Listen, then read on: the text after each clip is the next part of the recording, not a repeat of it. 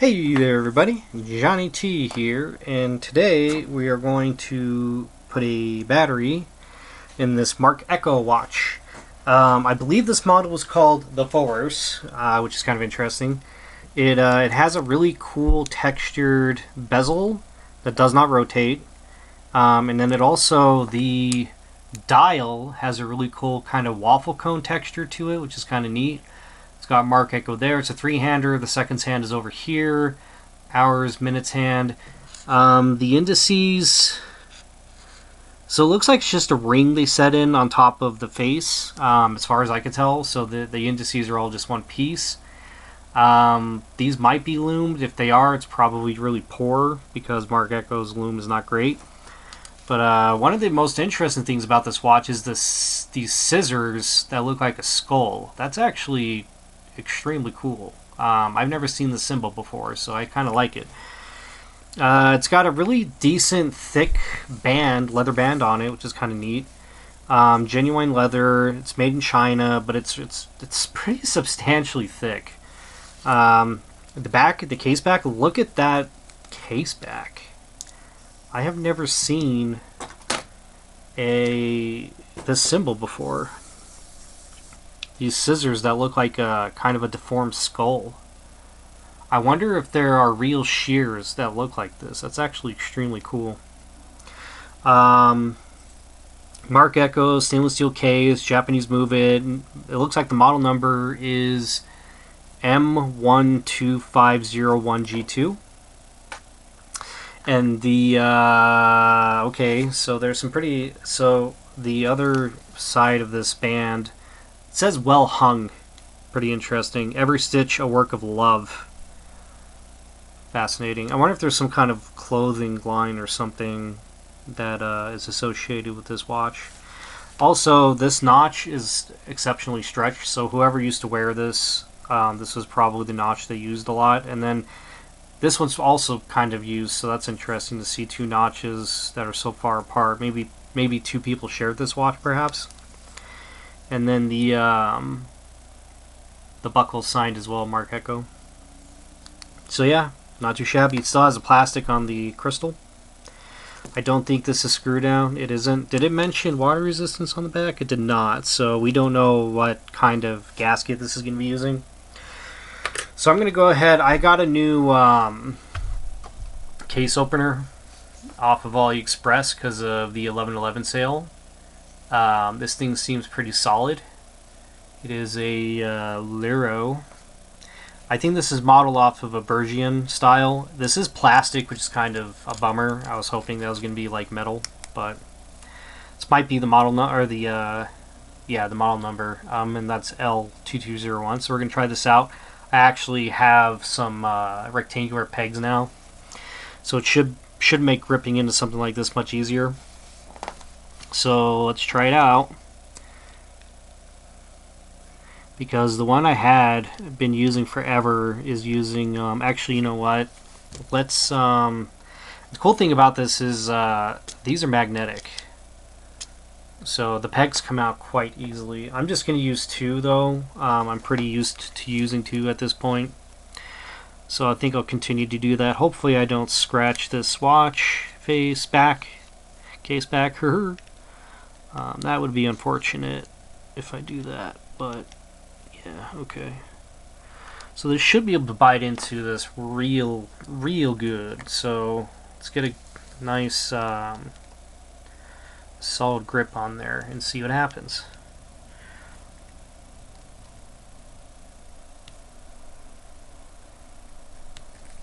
Wow. Okay. Slipped a little bit there. Finally got it broken though. That was really on there. I don't think this has ever been opened, perhaps. Not since it left the factory. Usually when you get to this point, you want to use your, well, something. I guess, so you want to use like a pin pusher or something to that effect, and then just kind of, I'm going to get my camera back down so we can get close up. Let's kind of move that off like so. Okay. See what it has on the back of the back. Timex. Huh. Timex Group China case. C7. Interesting. Oh wow, look at that gasket. Okay, so it does have a gasket. It's got a pretty beefy gasket. And what do we have here? We have a Miyota. Miyota 2039. This is a workhorse movement. This is a good movement. These movements last forever. I've worked on watches, I think, from the 80s that use these movements, and they work fine. But this is kind of what you would expect. So like this movement, I want to say like you could get these wholesale for around $5 maybe, or cheaper. Maybe they're a couple bucks these days, but yeah, these Marc Ecko watches are really large. Like this is probably like a 45 millimeter watch or something, and they use big spacers, small movements. This movement you could put in a woman's watch. It's so small. So, oh wow, look at that. So it would appear that these indices are actually applied. That's why there's these holes here. So it's not just a ring you place in. That's pretty cool. Or maybe it is, and then, well, I think these are each installed individually, and then they would put glue in on the back, and then press them in on the front, and that's how they all stay in place. So that's pretty cool, actually. This is kind of a neat. This is a really neat watch, actually. Okay, so what do we got here? We got an SR 626 SW. This is a Sony battery. It's pretty good. I'm not going to touch this gasket. I mean, this watch doesn't have any water resistance ratings on it, so like, you know, I don't think anybody's going to do anything with it. I'm just going to leave the gasket the way it is. I'm not going to put any gasket grease on it. It's not rated for like 100 meters even of water resistance. So for this slot, I think I'm going to use, let's see, I'm going to use a 1.6 tip and see if that's what we want for this movement. Pretty sure that's going to be the case.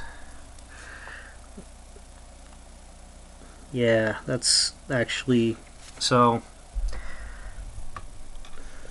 you could tell that it's a pretty good fit because the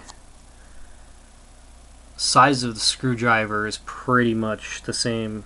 The diameter, or the diameter of the screw, and it slots in pretty well too. So, yeah. So the purple band 1.6 is what I would use for this. And then you don't want to unscrew it completely. You just want to back it up a little. And now, so there is a little hole for your tool to fit in right here, and that'll allow you to back up this battery holder tab, and it'll pop right out just like that. Just quick and easy. So it's a 626, right? That's what we decided. Let's get my battery sizer just for good measure. Let's see. 377, that doesn't make sense. Sorry, 626. 377, 379?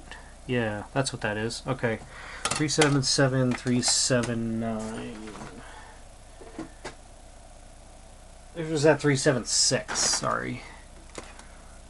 Oh my gosh. Yeah, 376, sorry. 377, 376. So it should be this one. Alright, let's open the battery up. This battery's in really good condition. It doesn't have any white stuff on the back, so there wasn't any kind of a chemical reaction with it. So this one's in very good condition. It's brand new, and it should be, but these cheaper batteries, they have problems. Okay, so the way we want to put this back in,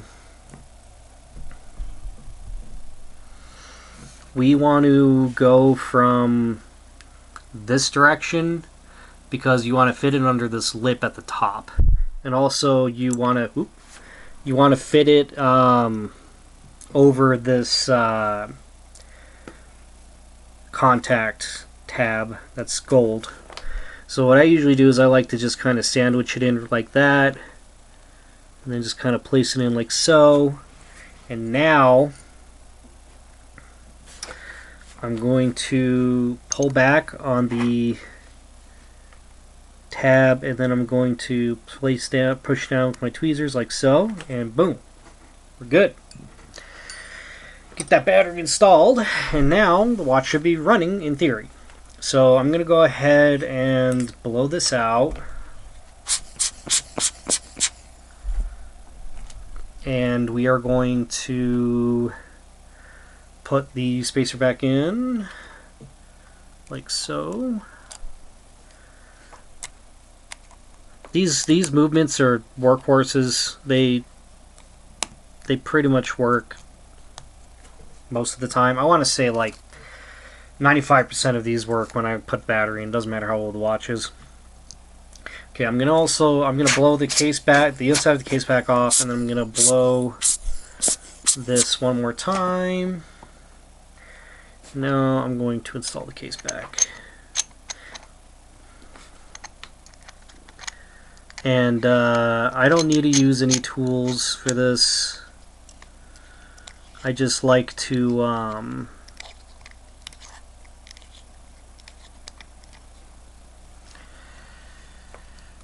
use my ball because it doesn't have to be super tight, especially when this one has like no water resistance ratings. Doesn't make sense to over tighten it, so just gonna. That's pretty tight, and we're good. Does it work? Does it run? We don't know yet. We're gonna find out. All right, come on, run! Hooah! It's running. Simple three-hander. Doesn't get any simpler than that. So we got our. This doesn't even have a date complication.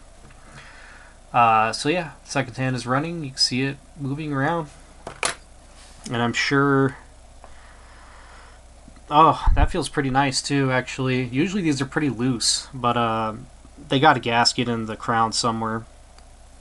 But yeah, that's a running watch. So there you go. That's how you replace your battery in a Marc Ecko watch. I think this is called the Force. Correct me if I'm wrong. I think that's what I said earlier. I'm pretty sure that's what that is. And yeah, let's get dimensions and then call it a video. Where is my calibers? Where did I put my calipers? I just had them.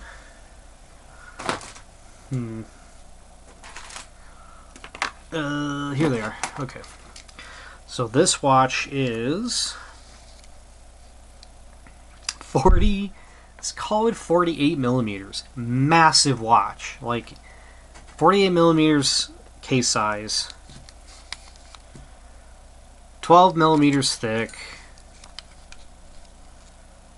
54. Well, call it a 55 lug to lug. And then the lug width, I'm guessing it's 22. Yeah, 22 millimeters. There you go. Very cool. Alright. Well, thanks so much for watching. I'm glad we got this working. Oh, I forgot to talk about the crown. Yeah, the crown is a really cool looking crown, actually. It's got like this star bit pattern to it, which is kind of neat. Interesting. Thanks so much for watching. If you own this watch, post in the comments. Let us know how it wears. Let us know how you like it. Oh, and these watches on eBay go for around $80. So it's about an $80 watch. But yeah, if you own this watch, let us know how you like it. And if I helped you replace the battery in your Marc Ecko watch, maybe let me know and give me a like and maybe subscribe. So thanks so much for watching. Have a great day. Goodbye.